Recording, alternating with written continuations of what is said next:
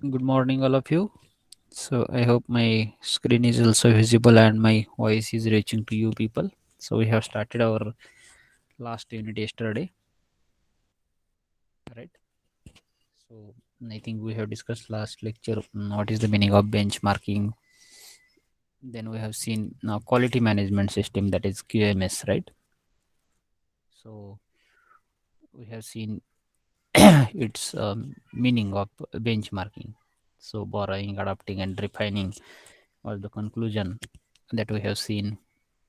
Fair benchmarking is applicable various fields also we have seen. Then we have seen like while implementing the uh, QMS, we should remember certain factors. That factors we have seen various advantages, right? Like it inspires manager. There is a continuous improvement. Superior performance can be achieved. Like that, various advantages we have seen. There were also certain limitation, like people criticize or uh, criticism is occurred in benchmarking, like people say think you are copying others, so that kind of criticism is there. And we have seen the conclusion, like more than 60% organization in world they are using this benchmarking, even though it is not recommended, right? So it is not a substitute for innovation. So innovation, even though you are copying others, you don't dependent on it, you have to go for innovation. So that kind of thing we have seen. Also we have discussed quality management system, right? So it is a system that maintain the documents, procedures, and responsibility to achieve the quality policy and objective of the organization. That we have discussed. We have seen its purpose also. Then we have seen various benefits. If you implement QMS, then what are the benefits to your organization, that we had discussed. Then various elements of QMS also we have seen. Then we have seen how to establish and implement QMS, like designing, building, deploying, controlling, measure, review, improve. So like that, various uh, steps you can say, like of establishing QMS that we have seen, right? So, and I think we were at this point, like environmental management system. So environmental management system is uh, things should come in your mind, like is it like pollution related thing? It's true, whatever you guessed, it is true. So friends, environment is the thing in which your organization is operating, right? So your organization is in environment. So you people are, as an organization, you are doing emissions of various things. You are having much more scrap. You are having many waste things, waste waters, processed water, right? Hazardous water, chemical ingredient water. You people are using energy. Through that, there may be the heat generation. You people are transporting. Through that, maybe you are consuming diesel, petrol, and you people may consume the materials also, like diesel, petrol, even a non-consumable material also are there. So that you are consuming the material. So due to this, there is a wastage, there is a emission, right? There is a increase in temperature. Definitely, this thing is going to happen, harm to our environment. So that's why environment management system is very important, and every organization should have it. Getting, so it is a structured framework. This EMS, or environmental management system, is a structured framework for managing an organization and its significant environment impact. You people have to think about your organization and how much impact you are making on environment. Definitely, every organization is making impact on the environment. You people are, especially in the form of emissions, there is a huge environmental damage people are doing. But still, there is a certain norms that you people have to follow. And for that purpose, environmental management system plays important role, and you have to establish this system in your organization. Let it be your own organization, or let it be your employee in your any of the organization. If you are working as a production manager, so it's your role to reduce the wastage, reduce the emissions, reduce the use of energy, and consume the metal. Obviously, you are going to send wastage emissions in environment, but if you do the processing on it, so there will be the less hazard to environment. So that's why environmental management system is one of the important element in the, you can say, in the every organization.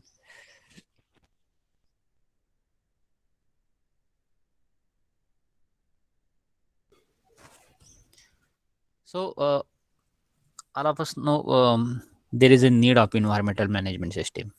So why? There are so many reasons. Before that, try to understand environment. What is the environment? Once again, I am telling, surrounding in which your organization is operating or working, you can say. That is environment. And most of the industries, they are making this environment polluted, especially in mechanical, chemical industry. So service industries, that way, there is a less hazards, we can say. But in production industries, chemical industries, mechanical industries, there is a huge damage people are doing to environment. So why there is need of environmental management system? First thing is that pollution is increasing day by day. You can see CO2 emission is increasing, right?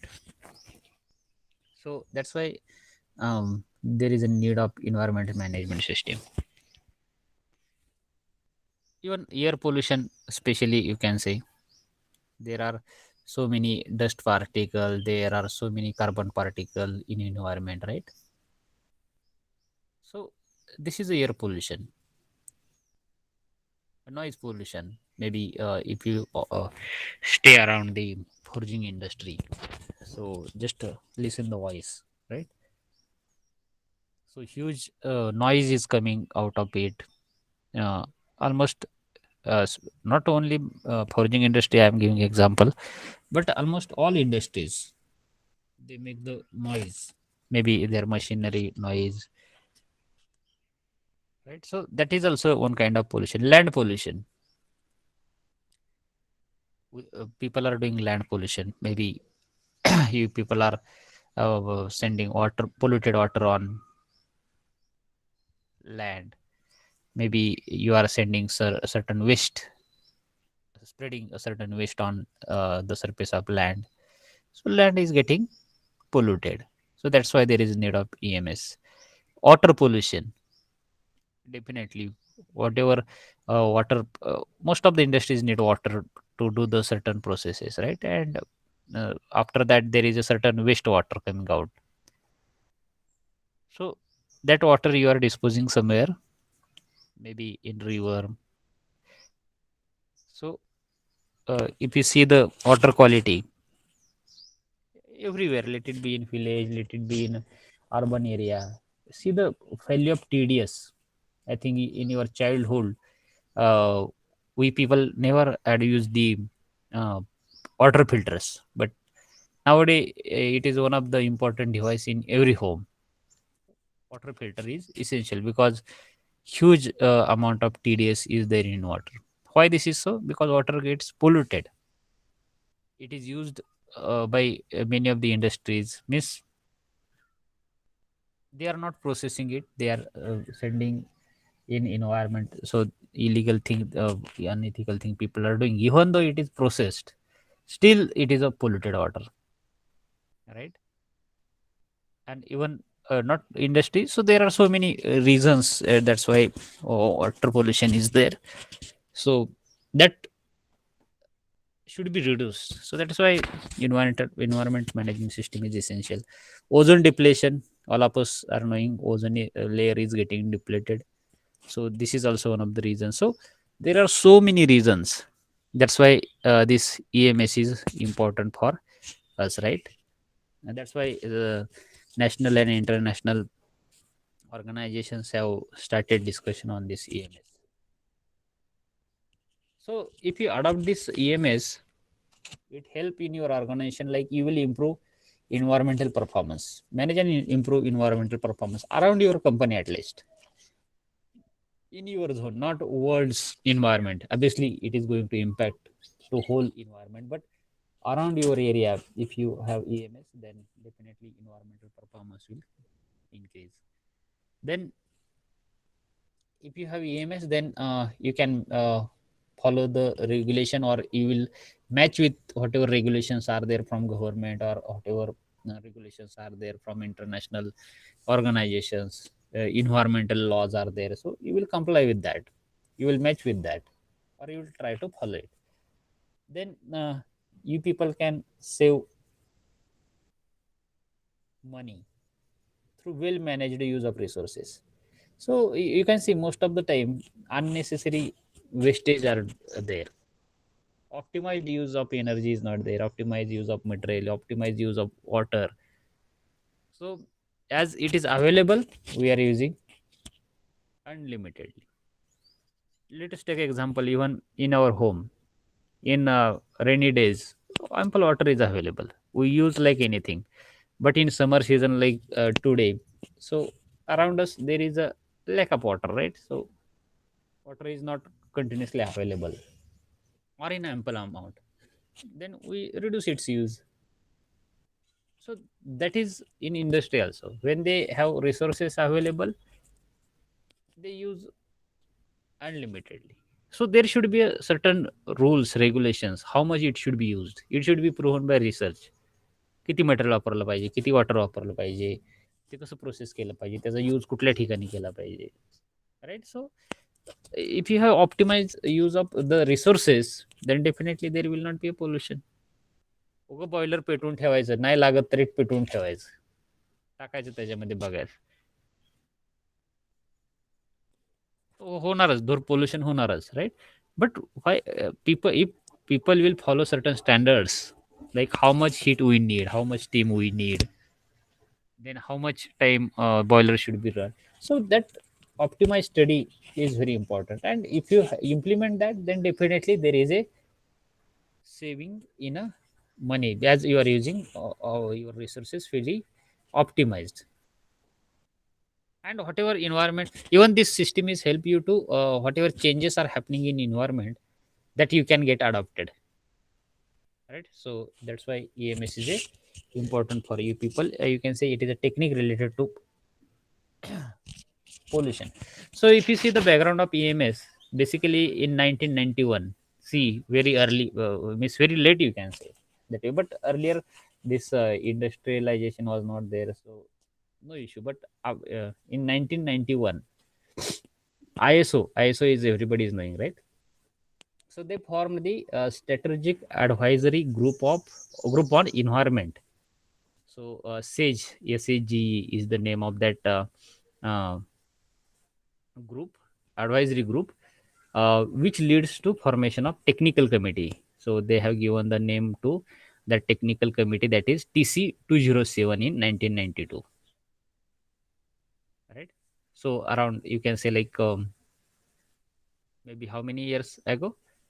Maybe 30 years you can say, 29 years ago.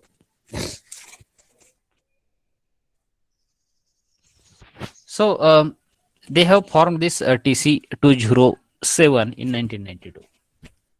The mission of this particular TC 207 is to develop the standards for EMS, which was identified as ISO 14000 and ISO 9000.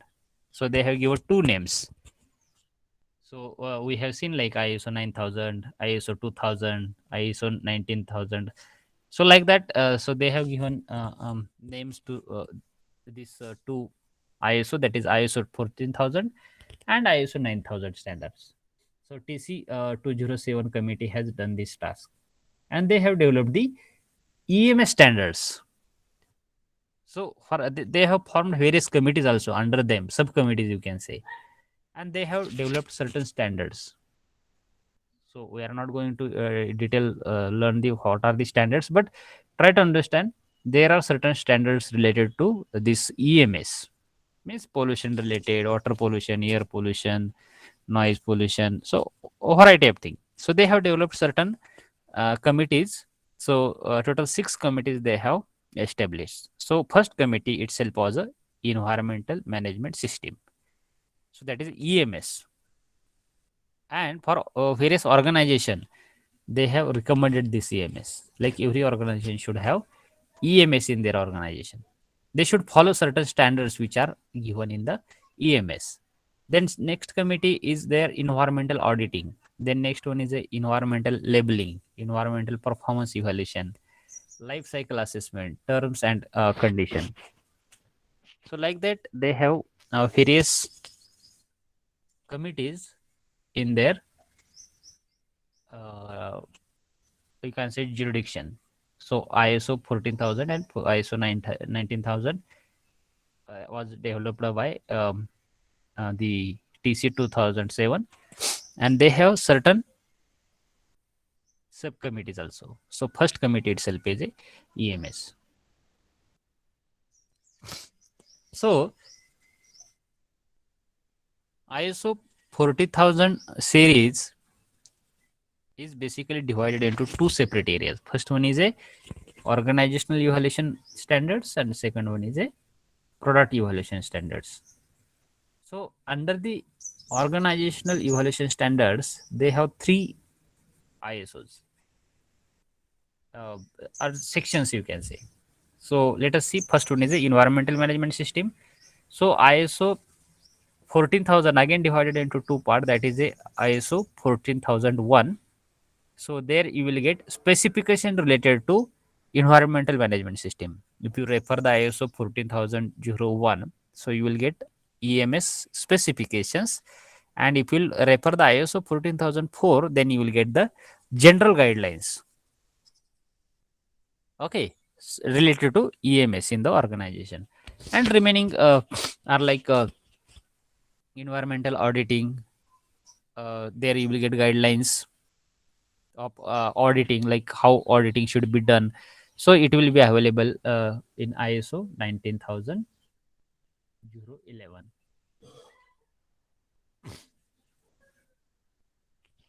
Then environmental performance evaluation. So 14,031 guidelines, performance related evaluation. You will get all guidelines in a 14,031.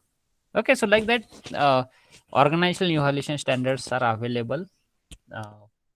So specifically, we were discussing about the EMS. So remember, if you refer the 14,001 and 14,004, then you will get the all guidelines and specification related to EMS for various organizations.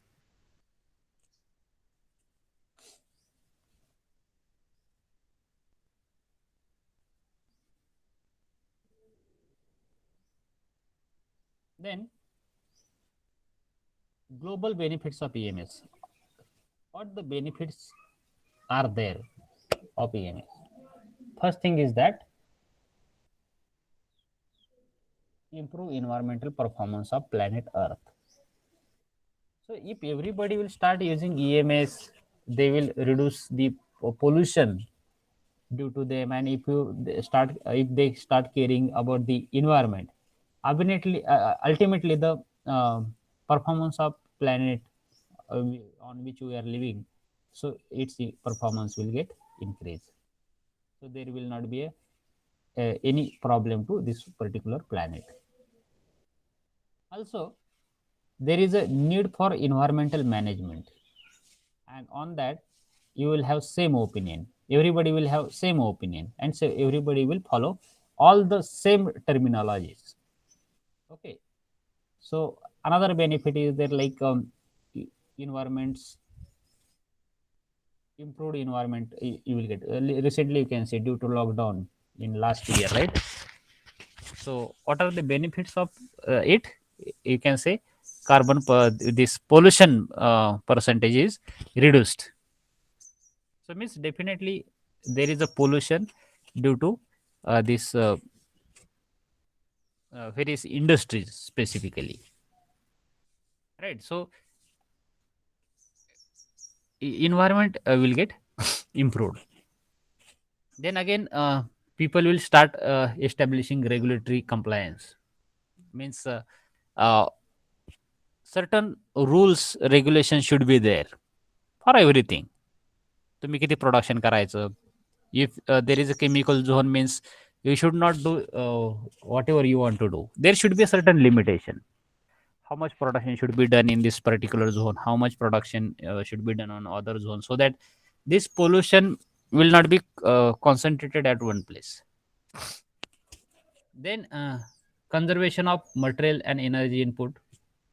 Definitely, if you start using the optimized material, so conservation of all materials will, and even of energy will also happen. And there will be the improvement in community relationship. तुम्ही खूप production करता, तुम्ही खूप pollution करता. So that kind of relation will not be there. So good relation, everybody will follow same standards, everybody will follow the norms. Definitely there will not be a problem of community in the world. So that is the EMS. Getting? Everybody understood the concept of EMS?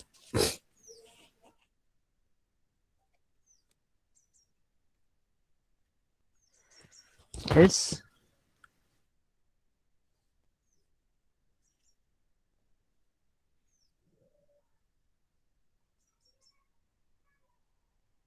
Getting? Should we proceed?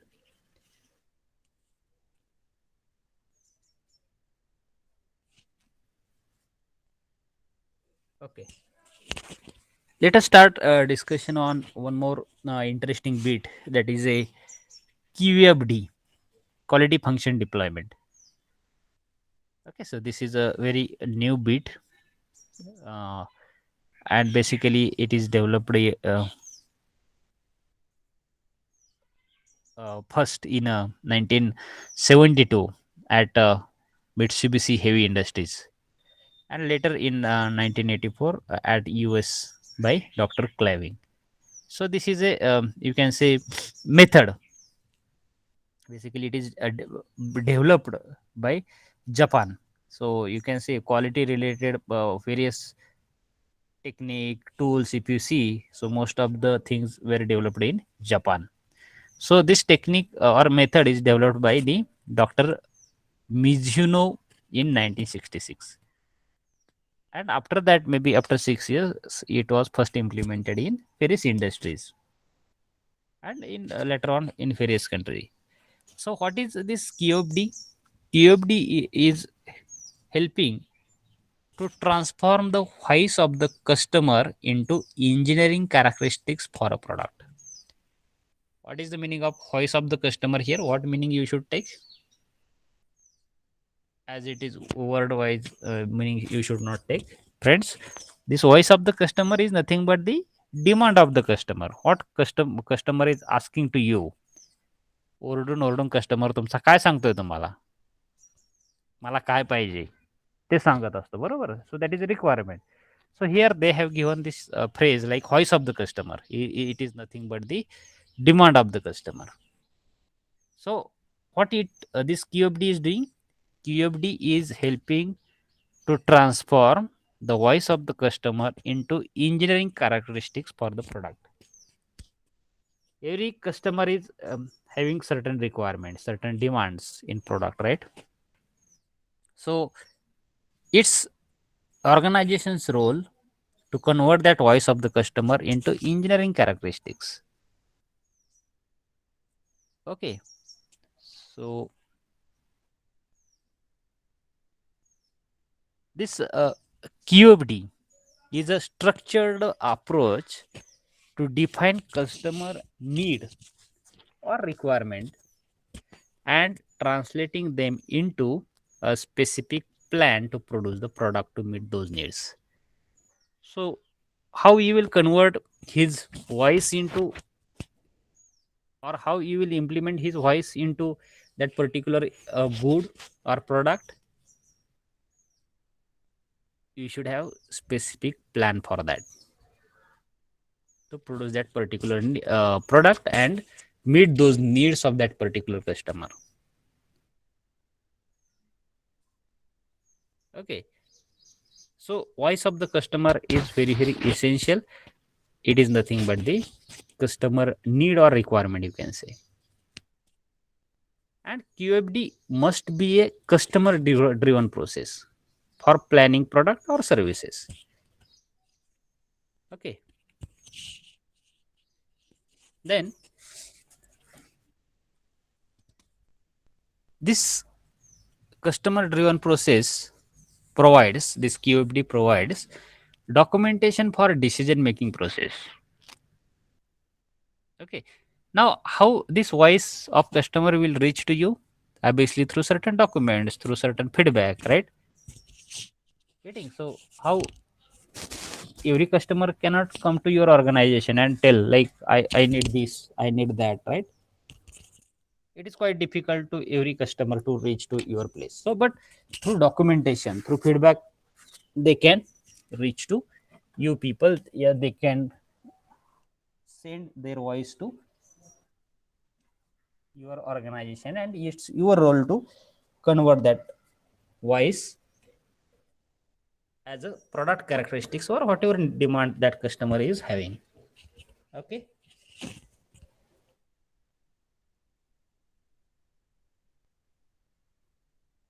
then the basic main objective of quality function deployment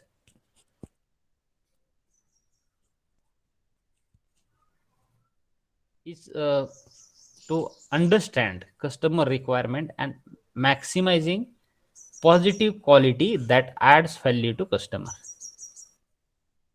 So what is expected in QFD? You have to understand or listen the voice of customer.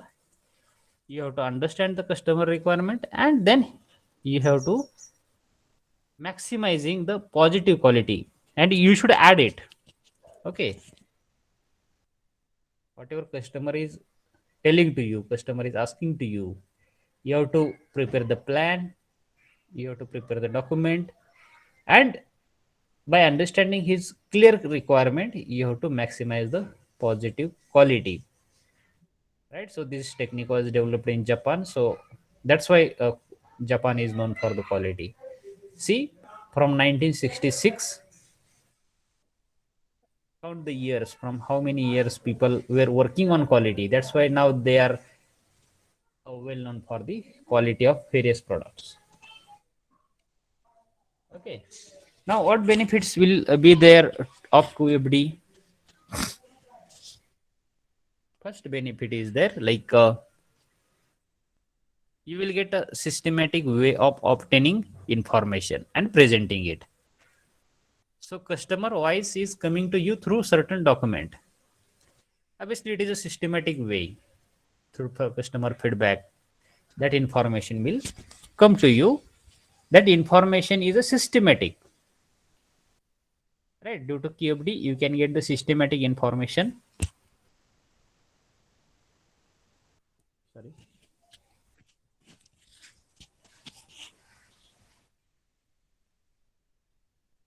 Okay, then shorter product development cycle. Now how? So if you see the products which you want to develop, it will take longer time because you don't know the what customer is expecting. So for that purpose you need to do the survey. But here in QFD you will get the customer's voice, customer's requirement, and easily you will understand within less time like what customer is want, and you people will start implementing it and you will start developing it. So your product development cycle will be a very small. Then it reduces the considerably startup cost. So now remember, customer is asking something, For startup people, they have to just understand what this customer voice is. Okay, so you can learn from other customers. You have to reach to customers. You have to listen customer voice, that is need of customer, and you people have to understand them. आणि जिथं खूप कस्टमरचा आवाज आहे that you can start. So definitely startup will be easily established due to this QFD. Then fewer engineering changes. Very few engineering changes you need to do because customer is telling everything to you. Okay. Then it reduces the chance of overnight during the design process. In well in advance, customer is telling all the things to you, a requirement he is telling to you. So overnight you need not to work. If customer is itself is telling everything to you, so you have to work regularly. So 11th hour, nobody will ask to add the things, which usually happens in a variety of product. So overnight design is not required. And it is a environment of teamwork. Everybody has to work in a group. Then conscious of decision म्हणजे एकमत निर्णयावरती एकमत त्यांचं होऊन जातं. Because customer itself is telling what they want and you will accepting like yes he want that. So both of you of same opinion and same decision, so there will be a consciousness of decision. Then everything is preserved in writing. Customer is giving feedback in writing, so all documents are there. So this is the QFD benefits. Okay, so have you understood? Remember in short, QFD is nothing but listening the customer voice and implementing that in your organization. It is nothing but the QFD, quality function deployment. Okay, so we have seen in detail its aspects, its history, what should be done, how should be done, how should this QFD should be implemented. Done. Should we proceed?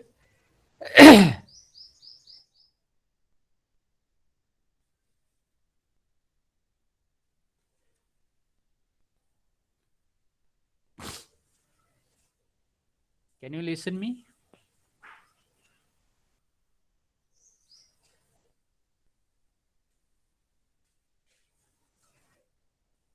Should we proceed to next bit?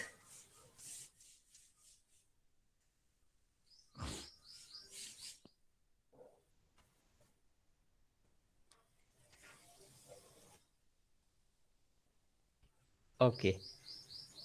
So Six Sigma, very well known bit to everybody. So can somebody tell me what is the Six Sigma? When we say Six Sigma is there, number of defects in per million, number of defects per million. How many defects are allowed? You can say in Six Sigma per million. 3.4. Okay. So basically Six Sigma is a set of technique and tools for the process improvement. So most of the industries are using this and they are continuously checking like how many defects we are having per million of product. Okay. So basically it was introduced by American engineer Bill Smith while working at a Motorola. Motorola is well-known company, right? So in 1986. In 1995, Jack Welch used in General Electric.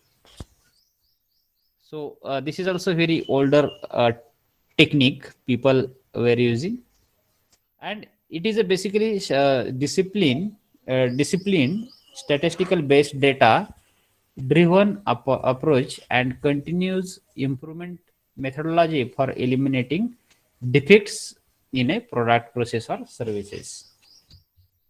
So Six sigma is one in which 99.99966% of the product manufactured are statistically expected to be free of the defect. In Six Sigma, how many products should be free from the defect? 99.99966% or 3.4 million per product. Something is wrong. In 1 million, 3.4 defects are allowed. That you can say in this way. Okay. So that is Six Sigma.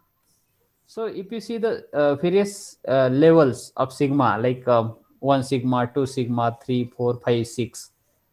So if you see the defects rate parts per million, in 6 sigma 3.4 parts per million are or defects are allowed. In 5 sigma 233 parts or defects are allowed. Defective products you can say are allowed. In 4 sigma 6210 products, defective products are allowed. In 3 sigma 66,807 components are allowed. In 2 sigma 30 you can say 3 lakh 8,537 components are allowed. And in 1 sigma 6 lakh 90,000 defective components are allowed. Getting? So 5 sigma and 6 sigma. Now people, if you generally, if you compare the competitive level, so this is a world class manufacturing you can say, and 3 sigma 4 sigma is industry average, and 1 sigma and 2 sigma non-competitive. You can say this is a level. So 6 sigma 5 sigma is you can say it is a world class manufacturing. Okay. So friends, one more additional information I want to tell. Lean Sigma certification. So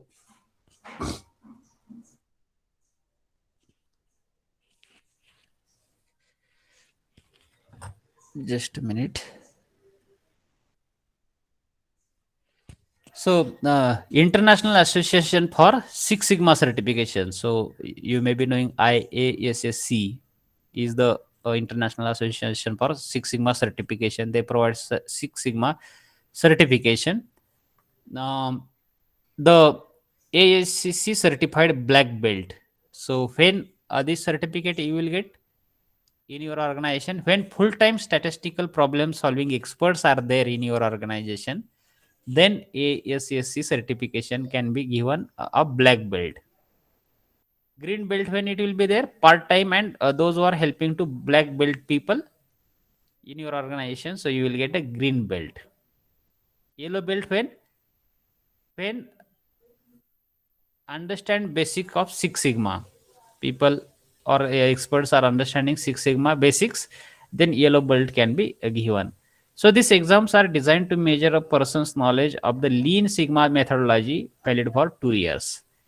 So this organization association is going to give Six Sigma certification based on the which kinds of experts are there in your organization, and this certification is valid for only 2 years. Okay, this was the additional information. Getting, so I have told very simple thing related to Six Sigma. It's very introductory part for our syllabus. So let us start one more bit discussion, a very important bit you can say, and most of the time MCQs were asked in this on this particular bit. That is a FMEA, failure mode and effect analysis. So I think this will be the today's last bit of discussion.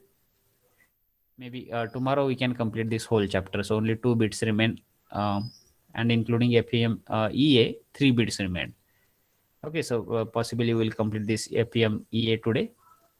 So friends, understand the long form of this FEM EA, which was asked most of the time in MCQs. So most of the time people confuse in this long form. So what is it? FMEA, failure mode and effect analysis. Failure mode and effect analysis. So Basically, FMEA is a systematic and proactive method which helps to identify where and how product might fail and to assess the relative impact of different failure. So what is the FMEA?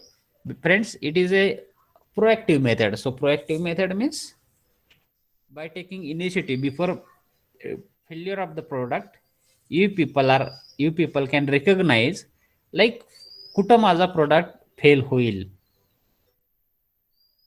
Okay, कुठं माझा product fail होईल. So that is a failure mode. कसा fail होईल. And to assess the relative impact of different failure. काय impact होईल? If that thing, that product will fail, then what effect will be there? Definitely, if certain thing fails, so then definitely there is hazardous. So doing that analysis is a effect analysis. Okay, so in short, you can say failure mode is nothing but error or defect in the process. Failure mode is nothing but the error or defect in a process or in a product or in a design, you can say. And what is the effect analysis? Effect analysis is the studying the consequences of failure. Means what? If failure is happen, then what will be the its effect? परिणाम, consequences म्हणजे परिणाम. त्या failure काय परिणाम होतील? Definitely, if certain thing will fail in that product will fail, then definitely there may be the hazardous. Let us take example, if car there is a failure of the brake. So you are knowing the severity of what will be the effect, what will be the consequences of failure.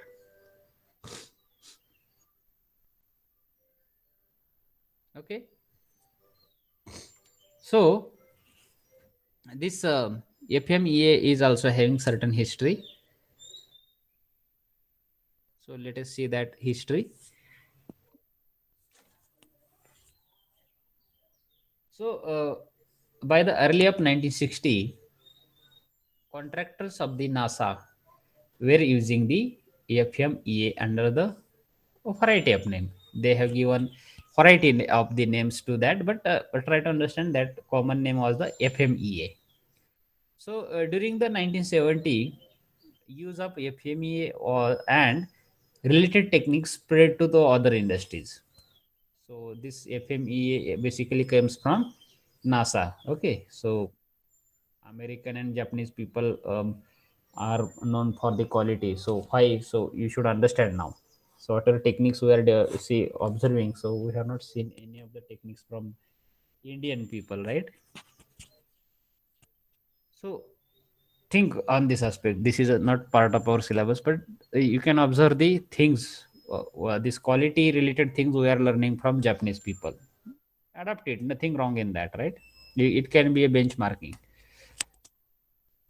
So in 1971, NASA prepared a report for the US Geographical Survey recommending the use of FMEA in assessment of the offshore petroleum exploration. So where they have used this in petroleum field, they have used this particular FMEA in 1971. In the late 1970, the Ford Motor introduced the FMEA to the automotive industry for the safety and regulatory consideration. Probably this Ford Motor is the first one who has used the this FMEA and used in the automotive industry. And all of us know like automotive industry why it is important. So accidents, uh, death, if you see the on the road due to automotive this vehicle failure, or that number is earlier it was more but now it is reduced, and nowadays it is due to people mistake or due to traffic. That is another part, but this FMEA was introduced in automotive industry due to safety and regulatory consideration in 1970. Then FMEA methodology is now extensively used in variety of the industries everywhere. FMEA is used everywhere nowadays. Maybe in semiconductor processing, food services, food industry, plastic industry, software industry, healthcare, everywhere. Okay, so It is a very well known thing in every fabrication industry. So FMEA is a important aspect. So this is about its history. Now, phases of FMEA. There are certain phases. After discussing these phases, we may stop the discussion. So, friends, FMEA is having basically three phases, and these phases are known as a severity, occurrence, and detection. So severity कशाला म्हणतो आपण? तीव्रता. त्या फेल्युअरची तीव्रता किती आहे? Occurrence म्हणजे किती वेळा ते आढळतंय, किती वेळा होतंय, and can you detect it, that is a detection. So in FMEA, these three phases are very important: severity, occurrence, and detection. Okay. So now, if you see the example of severity, as far as the FMEA is concerned, so let us take example: brake failure of the car or electrical short circuiting. The ultimate effect of each failure mode need to be considered. Okay, so these may be the examples of failure mode: brake failure of the car, electrical short circuiting. Okay, and what are the failure effects? Degraded performance, maybe noise will be there, maybe injury to the user or hazards to user, right? So that may be the failure effect. We call it as a effect analysis also. So each effect is given the severity number. If things fails, then what is the severity? So from 1 to 10, you have to give the number.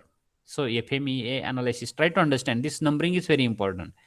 So 1 to 10 numbering you have to give from no danger to critical. 1, if it is there, means no danger. Even it is a failed, there is no danger. For example, your machine is brake is failed, belt is broken while operation. Belt pulley drive belt, all of us are knowing. It is having cover. If it is break, then what will happen? Your system will stop working, right? But car brake will fail, then you understand the severity of it. It is very critical, right? If brake is failed of a car on the road, so that severity is very high. So it is a critical issue. So you should give the severity number as a 10.